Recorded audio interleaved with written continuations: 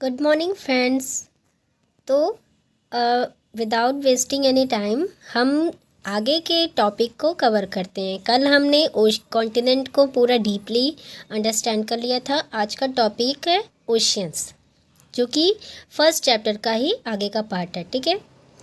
A huge water bodies are called ocean, यानी water bodies का बहुत बड़ा हिस्सा जब एक साथ मिलता है, यानी कि तालाब का पानी नदी में, नदी का पानी समंदर में, और समंदर का पानी जब मिलता है दूसरे समंदर से, तो वो महासागर यानी कि ओशियंस बनता है। ठीक है। There are 5 oceans in the earth basically.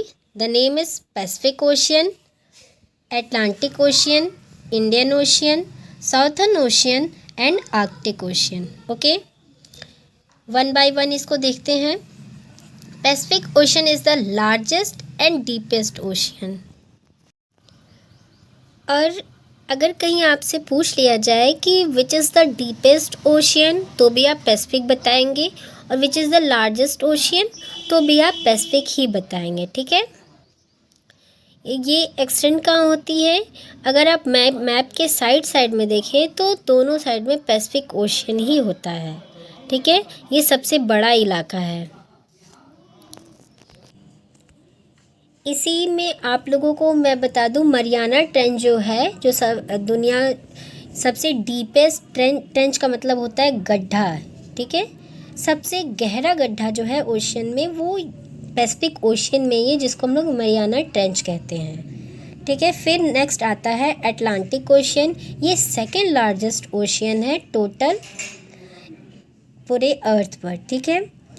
ये जो अटलांटिक ओशियन है, इसका ज़्यादातर यूजेस जो है ये बिजनेस या ट्रेड के पर्पस से किया जाता है, यानी इस रास्ते शिप आती और जाती है एवरी डे। फिर नेक्स्ट है इंडियन ओशियन। ठीक है। अगर आप इंडिया का मैप अगर आप इमेजिन करें तो उसमें श्रीलंका के नीचे का जितना भी पार्ट है वो इंडियन ओशियन है। ठीक है, यानी हिंद महासागर। फिर है Southern Ocean, is also known as Antarctic Ocean. ठीक है, और द एस्ट्रल ओशियन। ठीक है, इन दो नामों से इसको जाना जाता है। फिर लास्ट वन है आर्कटिक ओशियन। ये सबसे स्मॉलेस्ट ओशियन है। ठीक है, smallest of the world 5 major ocean. It remains frozen throughout the year. It almost circular in the shape of extend up to the Arctic Circle. अब मैं आपको ज़रा मैप में दिखा दूँ ये सारे ओशंस कहाँ कहाँ पर हैं। ये है आपके कॉन्टिनेंट और ओशियन दोनों की इमेजेस एक ही मैप में है। कॉन्टिनेंट आप समझ चुके हैं, तो हम सीक्वेंस वाइज सारे ओशियंस को देखते हैं। ठीक है, ये है पैसिफिक ओशियन, यहाँ भी आएगा आपका और इधर भी आएगा। ठीक है, अगर आप कागज़ के मैप को अगर दोनों तरफ से फोल्ड कर दे तो ये मैप उठ के अगर जब यहाँ आएगा तो दोनों साइड बाय साइड हो गए। ठीक है, तो ये हो गया पैसिफिक ओशियन। ठीक है, फिर है अटलांटिक ओशियन, फिर है इंडियन ओशियन, ये है साउथर्न ओशियन, जिसको देखिए अटलांटिक भी कह रहे हैं, और फिर है उसके बाद आपका आर्कटिक ओशियन, जो कि ऊपर की तरफ है। ओके, तो ओशियन को हम समझ लीजिए। अब चलते हैं हम shape of earth next topic पे। स्टूडेंट, आप लोग को स्टार्टिंग में ही मैंने बताया था कि एक सीलर थे फ्रेडियन एंड मैगलन। उन्होंने 1519 से स्टार्ट किया था। उसके बाद उसके पहले यही लोग जानते थे कि अर्थ का शेप जो है वो फ्लैट है। बट आज की कंडीशन में हम जानते हैं कि earth is like a sphere, Oval, egg, orange, ऐसा शेप का है, बट वो सर्कल या फ्लैट नहीं है। क्या ये जो शेप है आपको सर्कल दिख रहा है? नहीं, ये एक स्फेयर शेप है। ठीक है, तो अर्थ का जो शेप है वो स्फेयर लाइक है। ठीक है, बट ना ही वो फ्लैट है और ना ही सर्कल है। ओके, ये प्रूफ किसने किया था? फ्रेडियन मैगलन ने 1522 में। फिर आते हैं हम ग्लोब पे। सी दिस स्टूडेंट, ये है ग्लोब। ठीक है, ग्लोब को हम क्या कहते हैं? ये हम इसको मॉडल ऑफ अर्थ कहते हैं। किसी चीज़ को अगर हमें समझना हो तो जब उसे हम उसी के एग्जैक्ट शेप का हम अगर उसके टाइप का कुछ बना देते हैं समझने के लिए तो उसी का मॉडल कहते हैं। और अगर हम अर्थ का एक कोई रिप्रेजेंटेशन बनाए हूबहू तो उसको हम ग्लोब कहते हैं।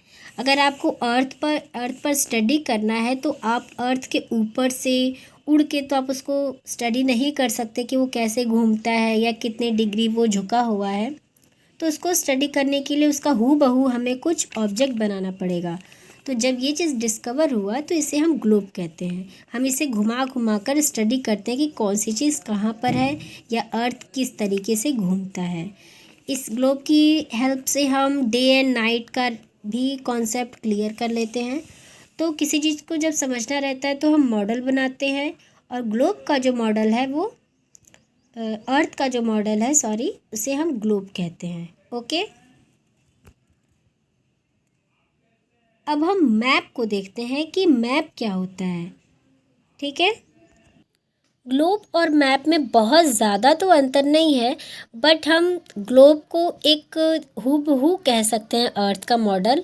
बट मैप जो होता है वो रिप्रेजेंटेशन होता है, यानी आप इसको कागज़ पे, पहले तो कार्डबोर्ड पे चलता था एंशियंट टाइम में, दीवालों पे या कार्डबोर्ड लकड़ी पे मैप बनाए जाते थे। बट आज के टाइम पे हम चार्ट पेपर या कागज़ पे देखते हैं फ्लैट रिप्रेजेंटेशन। आप सीधे सीधे कह सकते हैं कि flat representation of earth is called map. और जो बुक ऑफ मैप होती है, यानी छोटी छोटी चीज़ों का बुक, ऐप का जब बुक बन जाती है तो उसको हम एटलस कहते हैं।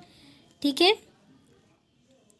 कह रहे ग्लोब को तो स्टूडेंट हम कहीं रोल करके या अपने बैग में भर के हर जगह नहीं ले जा सकते।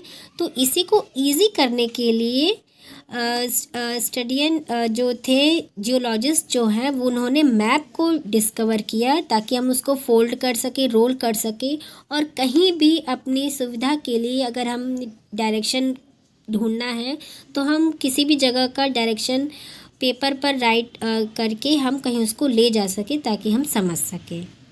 ठीक है, मैं आपको एक मैप दिखाती हूँ। जैसे कि मान लीजिए, देखिए ये एक मैप है, कोई भी अंतर नहीं है। यही चीज़ अगर आप एक गोल सी चीज़ पर अगर पेस्ट कर दे तो ये ग्लोब बन जाएगा, और अगर आप इसे एक कागज़ की तरह अपने पास यूज़ करें तो ये एक मैप बन जाएगा।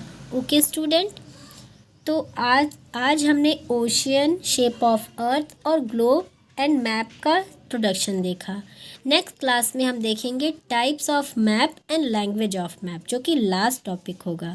Okay, thank you.